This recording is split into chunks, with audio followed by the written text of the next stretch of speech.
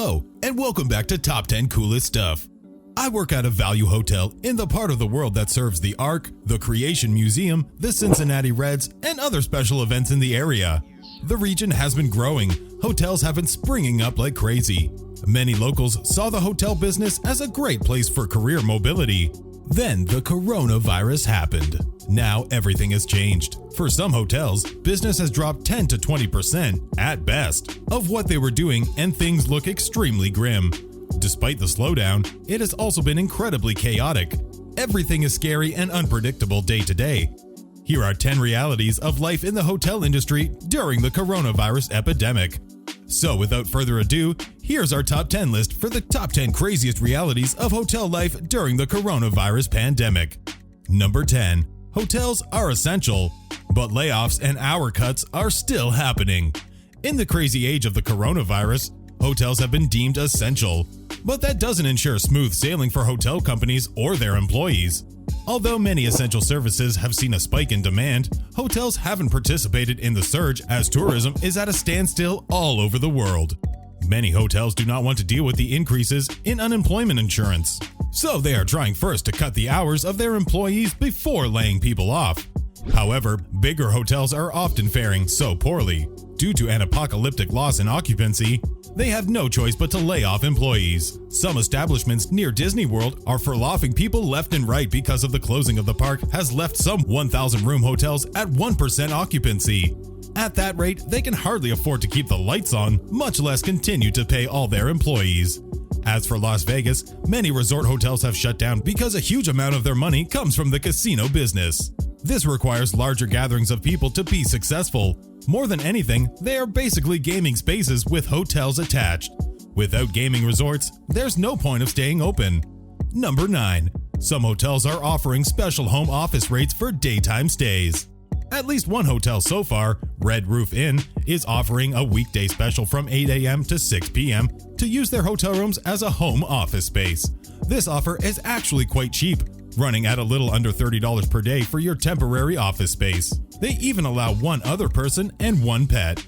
Now this is half off most nightly rates for that type of hotel, but they're probably not offering full amenities. Presumably, they don't expect the guest to use the bed or the shower. No breakfast either. However, this is still quite inexpensive. For those who are searching for home office space, might want to look into this or other hotels that may soon offer similar deals. To get away from it all and to have your own workspace for $30 a day is fairly cheap, especially if the kids are home due to quarantine and you cannot concentrate long enough to finish your work. Number 8. Phones have been ringing off the hook with cancellation calls. Once the number of COVID-19 cases escalated sharply, gatherings started to be banned and hotels repeatedly received the worst kinds of calls: cancellations. For the first several weeks of the COVID-19 outbreak, the phones were ringing off the hook at my hotel. This was also true at many other establishments. Everyone was getting cancellation calls for stays that ranged from only a few days in advance to those in late summer. Occupancy dropped like a stone overnight. The managers and owners of many hotels are now terrified that, at best, they will break even for the year. But that's the rosy case, and very unlikely to happen. Many hotel employees are slightly traumatized at this point. Some have reached a point of weary resignation, knowing that most remaining calls will still be cancellations. We're all hoping that our hotels don't have to close permanently and that we don't have to look for new jobs. There's also the worry of having your hours cut. Although the U.S. Congress passed a stimulus package to help with unemployment benefits during the coronavirus pandemic, it can still be difficult to apply for and receive the money in a timely manner. What do you do while you're waiting? Very few places are hiring, especially part-time workers. Number 7. Breakfast services are suspended or greatly limited at most hotels. As the COVID-19 outbreak spiked significantly, one of the first things to change was how our food was served. To comply with stay-at-home or shelter-in-place orders, restaurants closed their interior dining rooms, so you have to use delivery, curbside pickup, or drive-through because gatherings of more than a few people are now banned. This has left a lot of hotels in a weird gray area. They're not sure if they're properly complying with the law or not. Most states did not say anything specific about hotel breakfasts one way or the other, although some states were unclear about whether a breakfast buffet was acceptable. As a result, some hotel managers wondered if continental breakfasts were still okay as long as only a few guests gathered at once. Meanwhile, some establishments have shut down these dining options entirely, even if they don't serve any hot foods. It hasn't helped that the authorities have not given much guidance or clarification on the issue. Out of an abundance of caution, most hotels have suspended their breakfasts or are offering to-go bags. If you need to visit a hotel for business or something, you should call them to see if they still have any kind of breakfast options. That way, you'll know if you need to plan ahead for the next morning. Number 6. People are trying to get rock-bottom prices when hotels are already struggling. Many people know that travel has been suspended in most places, that people aren't gathering, that a lot of vacation destinations are closed, and that hotels are doing incredibly bad right now. In fact, they might continue to perform poorly for the rest of the year. However, like all things business, a hotel isn't a charity, and guests don't consider their business a charity either. With all the people running out of money right now, those who do need a hotel are looking for rock-bottom prices. This makes room sales super competitive. Currently, some hotels are offering such low competitive rates that they risk losing money on their rooms because they are not receiving enough revenue to cover all the overhead. Some hotel owners believe that having a fuller house will look better to their creditors. At the end of the day, though, any hotel that is selling out right now is barely breaking even, and they may even be operating at a small loss. Number 5. When prices go down, many criminals come to stay. As we've mentioned, hotel prices have cratered. As a result, drug dealers, prostitutes, and other ne'er-do-wells see these rock-bottom prices as a great opportunity to use hotels as the base of their operations for their businesses. Many druggies who need a place to crash during a high are also tempted by the low prices. If that wasn't enough, many cities are now paying to put up homeless people in hotels during the pandemic. It would be great if they stayed inside, which is the whole point. However, many of these people are not self-quarantining. Instead, they're getting into trouble. The problem extends beyond housing the homeless. They still need money for food, and some are trying to score drugs. Others just have side hustles.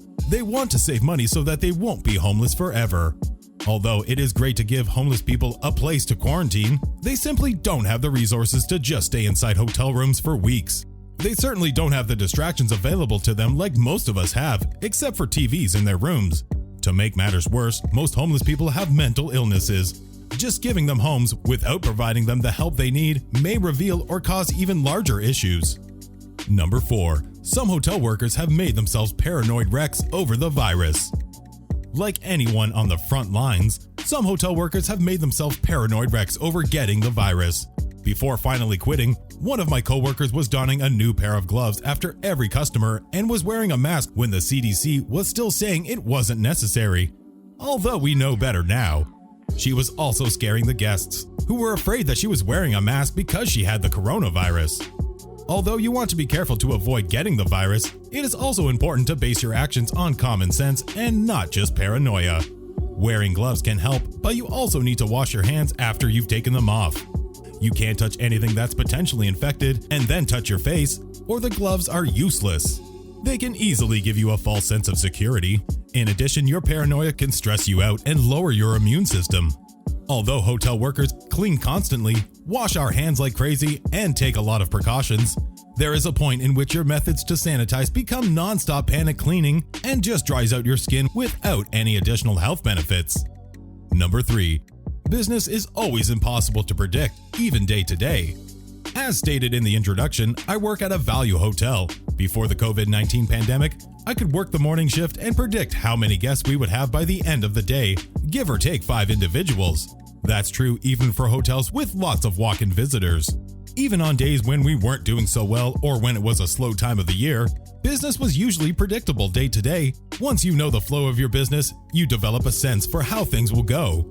However, this pandemic has changed everything.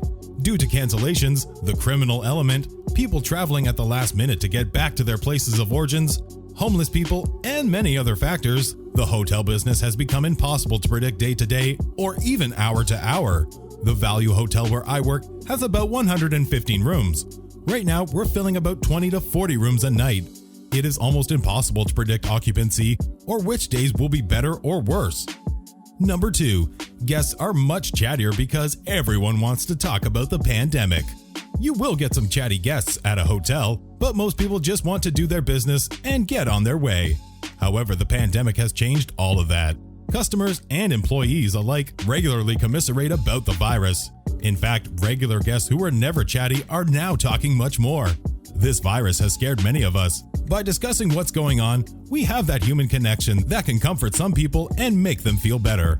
Depending on the individual hotel employee, this can be either cathartic or stressful. Some like the chance to talk about the pandemic, others are already hearing enough about it on the news and at work. These employees just wish they could forget about the virus for a few minutes. Unfortunately, when you work in customer service, it's part of your job to chat people up and be sympathetic, even if you wish you could just ask them to please stop talking about the pandemic. You are already stressed out enough over it. Our top pick is coming right up. But before that, if you've liked what you saw today, please consider hitting that like button, subscribe, and ring the bell notification to be alerted whenever we put out new content. Without further ado, here is our top pick for the top 10 craziest realities of hotel life during the coronavirus pandemic. Number 1. The future is uncertain. No one knows if or when things will be normal again. Due to the coronavirus pandemic, hotel owners and employees are nervous about the future of hotels. Many owners are convinced that this fiscal year is going to be a complete wash. Hitting break-even is the new goal, if they can even manage it. To make matters worse, no one is sure how bad this will be for the hotel industry in the long term. Yes, some hotels and motels will always exist because people need a place to stay, but others cater to guests who are visiting resorts and other attractions. After the end of the pandemic, we may see a long-term change in how people interact at events, in large crowds, and with other groups. The internet is such a powerful tool that we may see more virtual entertainment come out of this. Possibly only smaller groups will be allowed to congregate, even in resort towns. Even if the law allows, things may never go back to normal if general attitudes change. This could be truly ruinous for the resort hotel industry, as about 95 to 99% of their businesses would be permanently gone. Just like every situation involving the pandemic, we can only do our best as we wait to see what will happen. The world may not change that much in the long term, but it's impossible to predict at this point, and the uncertainty can be frightening. Hey, we hope you enjoyed this top 10 list. What did you think? Did we miss any? Let us know in the comments section below. Well, that's all for today, and I'll see you all in the next video.